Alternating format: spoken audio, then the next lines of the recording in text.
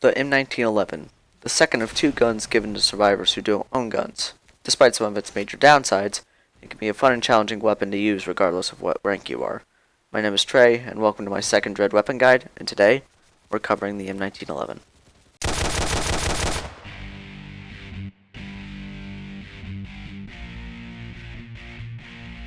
The M1911 is the second weapon you unlock when you first join Dread, and as so costs nothing. Its fire rate is decently fast at 400 rounds per minute, and holds 7 in a single mag and 21 in reserve, with the total ammo being about a single assault rifle magazine. Its big factor here, however, is its high headshot damage, although its body shot damage is below average for a pistol, but we'll talk about that later.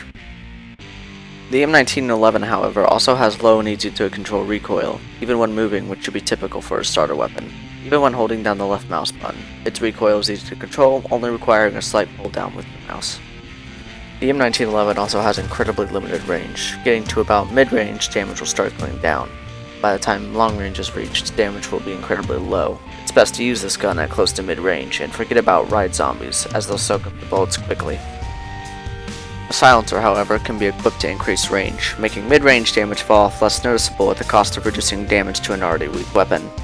It's best to equip this once you're good at hitting your headshots, since the already low body shot damage is reduced by 3 points of damage. It's best to take a reliable primary if you're planning to bring the M1911, due to how ride zombies can soak the M1911's damage with ease. Although the double-barreled shotgun combo works with it, if you do have a better arsenal, you might want to prefer a better weapon. If you're looking to pierce ride zombie shields, maybe bring the M1 Garand. Want to shred them? Bring an AA-12 or minigun, or nuke them outright with the RPG-7. Any primary can be reliable as long as you have your teammates nearby to dispatch of them if they are on you. Just be sure to use your primary to shoot and kill an exposed ride zombie in case your teammate is being chased. And save the M1911 for when you are out of ammo or the ride's health is low. With all of that out of the way, let's recap at the pros and cons. As a starter weapon, its reliability is questionable at mid to high ranks, but still has something going for it. With high headshot damage, low recoil, and a decent fire rate with the right aim and prediction, it's easy to kill almost all types of zombies. This, however, comes with major downsides, with low body damage, low ammo capacity, a short, limited range, and incredibly weak against ride zombies due to its damage. The M1911 challenges you to hit your headshots, and to utilize your primary or teammates to get a ride off your back. In summary, the M1911 is an incredibly weak weapon in several factors, but as a starter weapon, it's a learning tool to show new players that headshots deal more damage, to use their weapon at an effective range, and to prefer the double-barreled shotgun for ride zombies.